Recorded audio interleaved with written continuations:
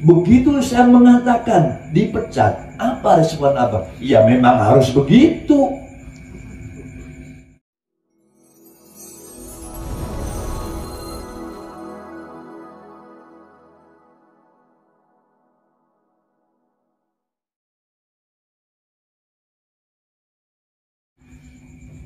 Bapak Ibu, saudaraku semuanya, jamaah manaqib rahimakumullah. Dari siang sudah hujan.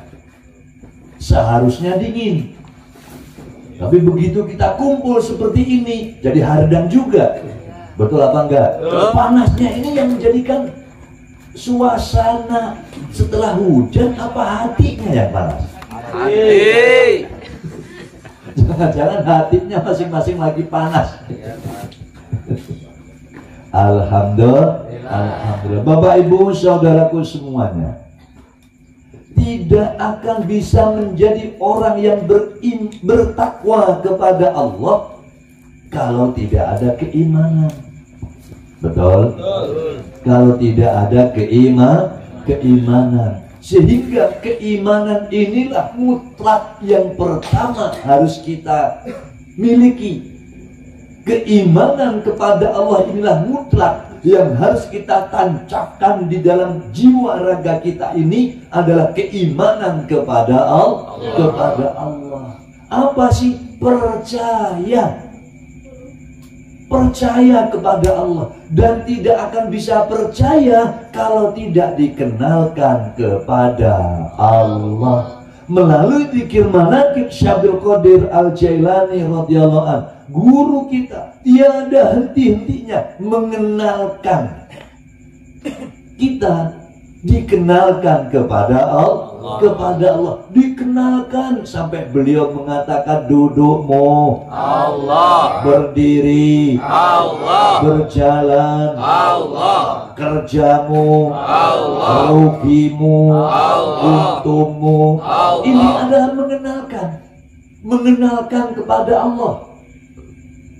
Bukan hanya sebatas zat yang wajib kita sembah semata, tapi supaya kita betul-betul mengenal kepada Allah bahwa semua yang terjadi dalam kehidupan ini tidak akan terjadi kalau tidak dikehendaki oleh Allah. Sehingga kita mengenal betul. Kalau sudah betul mengenal kepada Allah, ujungnya akan percaya. Suatu ketika usahanya diberikan menurun, tidak akan panas hatinya, tidak akan gelisah hidupnya, karena dia sudah mengenal. Yang menjadikan usaha yang dulunya maju kemudian menurun bukan apa-apa, bukan siapa-siapa. Yang menjadikan semua itu adalah Allah. Nah, kesadaran inilah yang kita butuhkan dalam hidup ini. Karena kita dihadapkan oleh Allah dengan gelombang kehidupan yang tiada henti. Bagaikan gelombang samudera, pasang surut. Kadang datang gelombang, kemudian hilang lagi, datang lagi, hilang lagi. Sama kehidupan juga seperti itu. Gelombang kehidupan akan terus silih berganti tiada henti.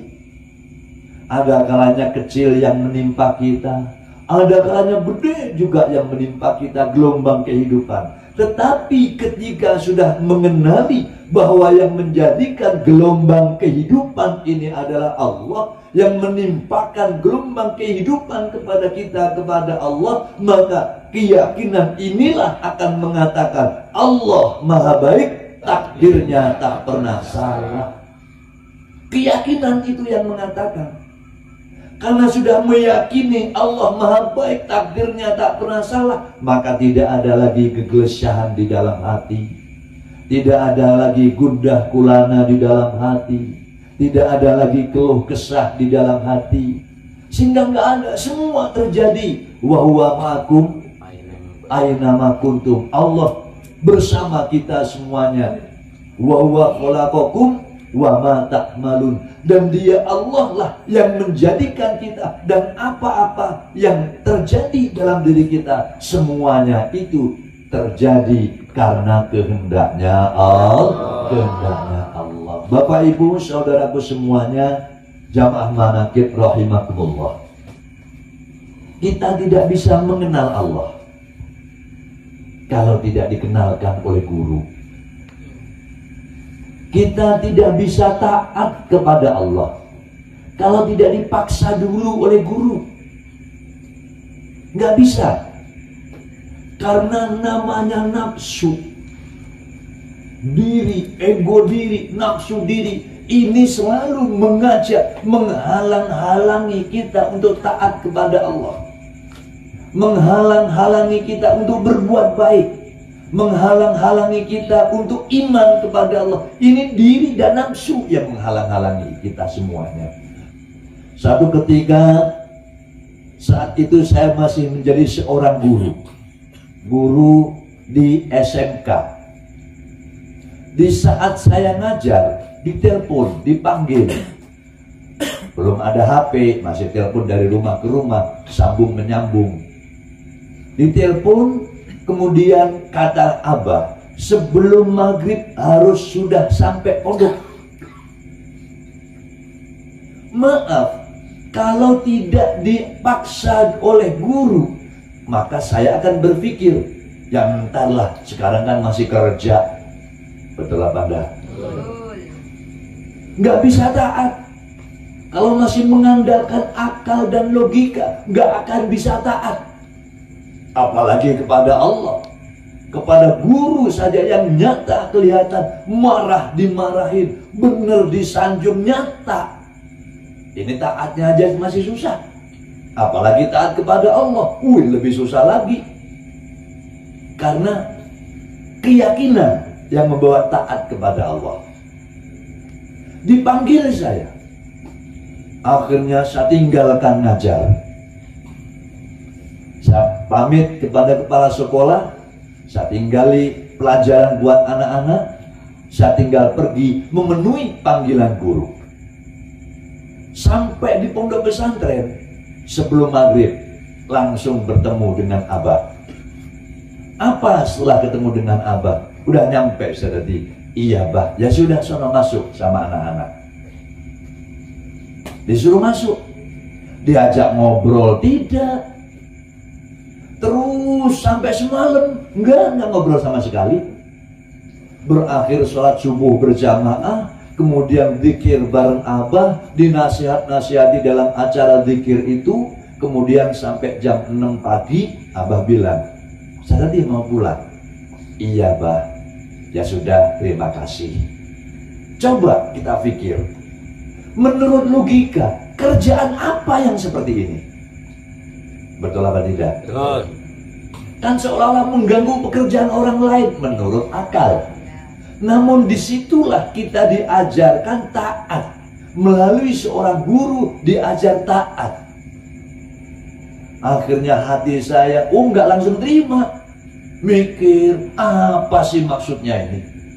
Mending kalau dipanggil diajak ngobrol, mending kalau dipanggil dikasih tugas, mending kalau dipanggil dikasih pekerjaan. Enggak, cuma dipanggil doang, terus ngobrol sama anak-anak santri, pagi ketemu lagi, pamit, iya, ya sudah, terima kasih. Kan seolah-olah kurang kerjaan.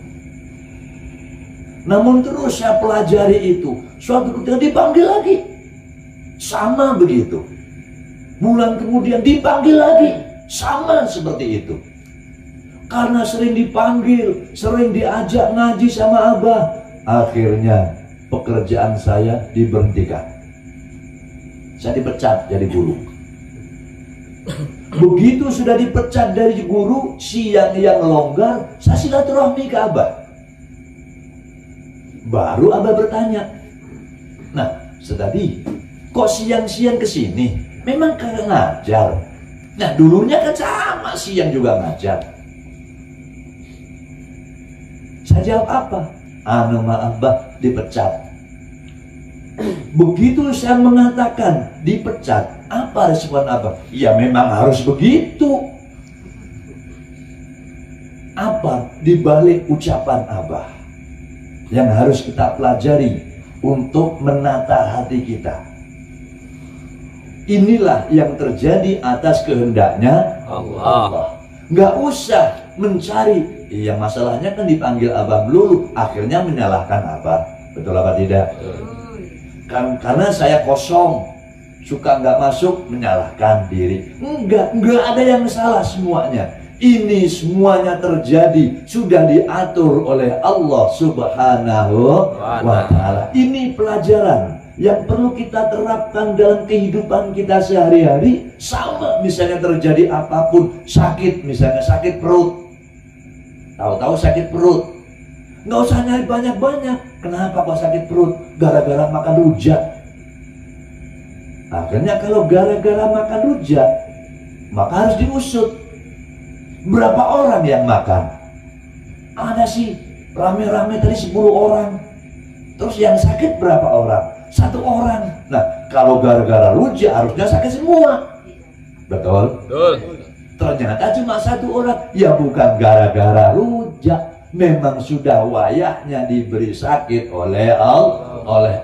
Ini pelajaran yang bisa kita ambil. Apapun yang terjadi, bahasanya abah, ndak usah mengkambing hitamkan yang lain. Yakini semuanya ini terjadi atas kehendaknya Allah. Setelah yakin ini terjadi atas kehendaknya Allah, wa mallahu yuridu dzulman lil ibad, yakin pula bahwa Allah tidak punya keinginan sedikit pun untuk menzalimi, untuk menganiaya, untuk menelantarkan, untuk menyakiti hamba-hambanya. Nggak ada keinginan itu. Sehingga mengatakan inilah baru merasakan Allah Maha Baik, takdirnya tak pernah salah. Ini diawali, dikenalkan kepada Allah.